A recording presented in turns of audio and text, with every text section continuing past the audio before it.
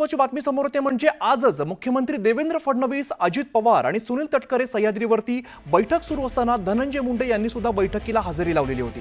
माणिकराव कोकाटे यांची मंत्रिमंडळातून गच्छंती होणार असताना आता धनंजय मुंडेंची त्यांच्या जागी वर्णी लागण्याची शक्यता वर्तवली जाते। कृषी खात्यातील घोटाळा प्रकरणात धनंजय मुंडे यांना क्लीन चिट दिल्यानंतर आता मुंडे यांचा मंत्रिमंडळात समावेश होणार असल्याचं सांगण्यात येत आहे। ज्या पार्श्वभूमीवरती आजच्या घडामोडींकडे राजकीय वर्तुळाचं आता लक्ष लागलेलं आहे।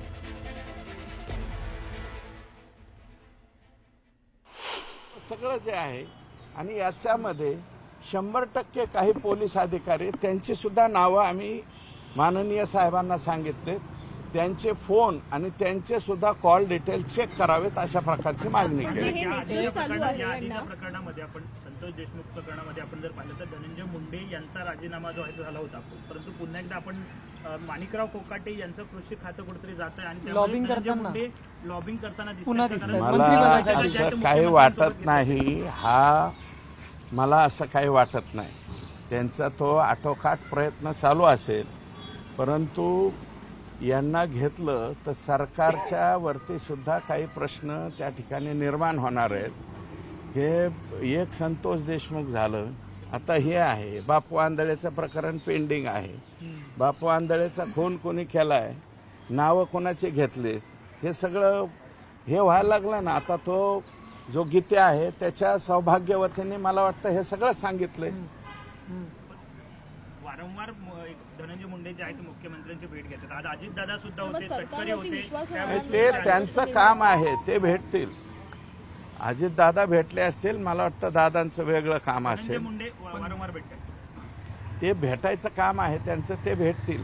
आम्हाला त्याच्याबद्दल काहीच बोलायचं नाही, शेवटी तो त्यांच्या पक्षाचा प्रश्न आहे। परंतु हे सगळं जे घडतंय संगीत दिघोळेपासून आता हे महादेव मुंडेपर्यंत एकूण मर्डर 13 का 14 झालेत तिथं आतापर्यंत, आणि हे सगळे जे कोणाच्या भोवती घुटमळतंय याचाही विचार करण्याची आवश्यकता आहे। 13 ते 14 मर्डर झालेले आहे, एवढे 13 ते 14 मर्डर झाले, 2 मर्डरचं आतापर्यंत आपल्याला निदान यशस्वी आपण झालेले यश मिळालेलं आहे। तर काय वाटतंय बाकीच्या मर्डरच्या संदर्भात देखील एक संयुक्त चौकशी व्हायला पाहिजे? 100% व्हायला पाहिजे, त्या सुद्धा फायली उघडले पाहिजे। अजून ते आंधळेचं बापू आंधळेचं आहे सरपंच, त्याच्यावरती नेमक्या गोळ्या कोणी झाडल्या, त्याचे नावं कोणी घेतले, तो एक बालाजी गीते का काय नाव आहे, तो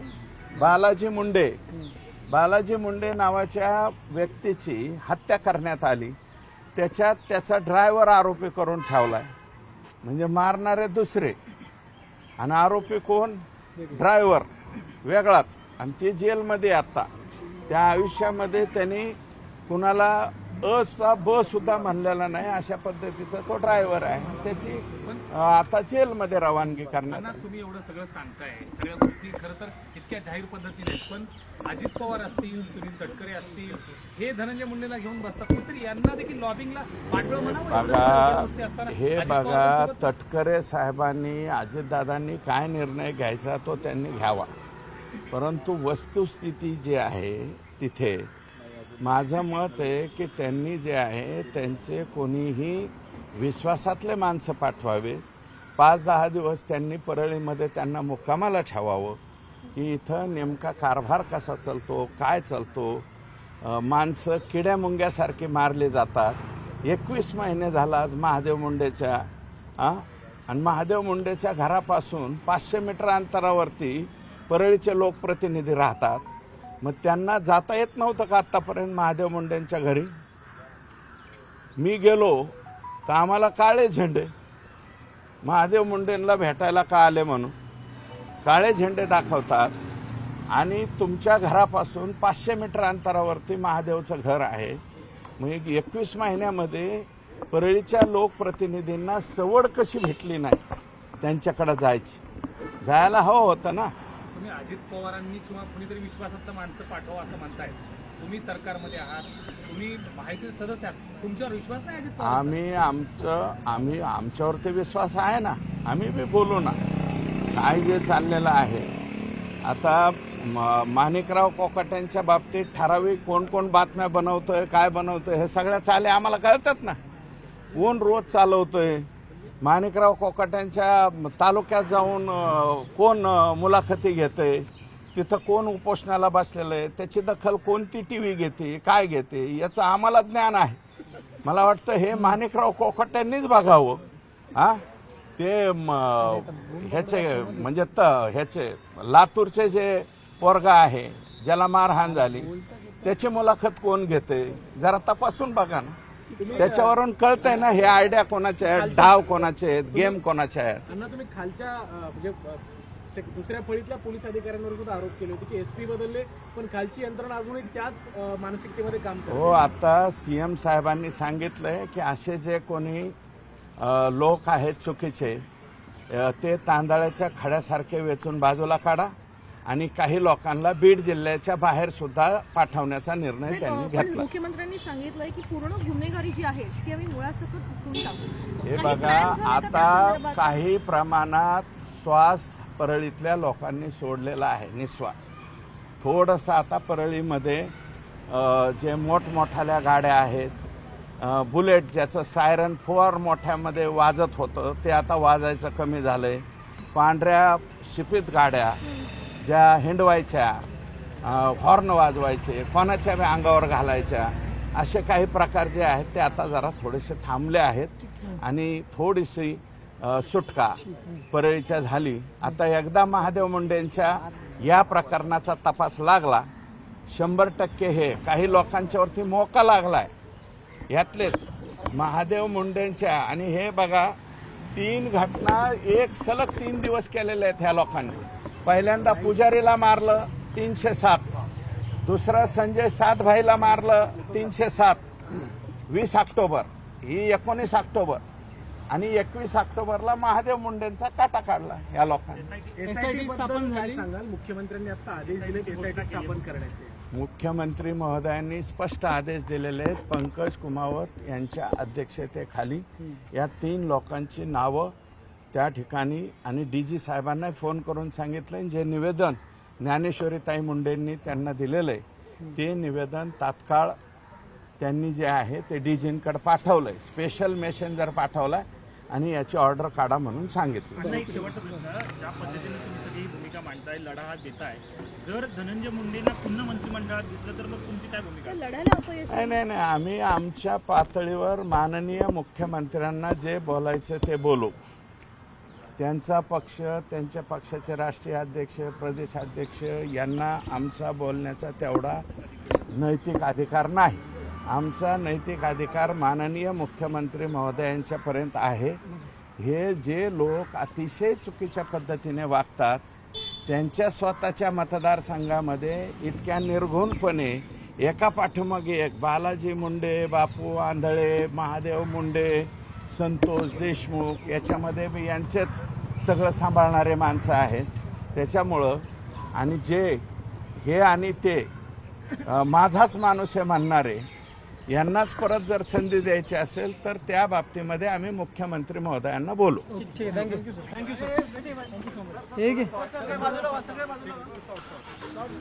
तर आपण बघितलं माध्यमांची सुरेश धस संवाद साधत होते.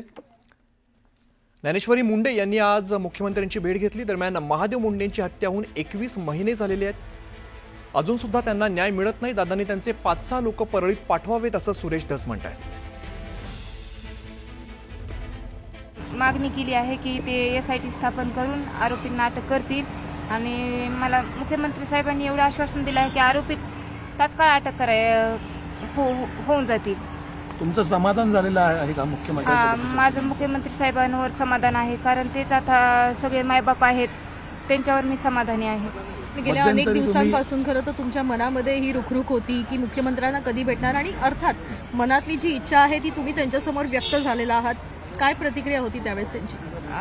म्हणजे ते बी एकदम भावूक झाले जेव्हा मी प्रतिक्रिया म्हणजे 21 महिन्याचा जे मी वृत्तांत त्यांना सांगितला तेव्हा ते पण भावूक झाले. त्यांना मी फोटो पण दाखवले, साक्षात त्यांनी डोळे झाकले आणि माझ्या लेकरा बाळाकडे बघून त्यांनी तात्काळ त्या अधिकाऱ्यांची फोन लावून पुन्हा बीडच्या एसपी सरांना बी त्यांनी बोलले की तुम्ही बी अजून लक्ष द्या याच्यामध्ये एसआयटी मध्ये सुद्धा आणि त्यांच्यासोबत तुम्ही पण लक्ष घाला अजून या केसमध्ये आणि आरोपींना तात्काळ अटक करा.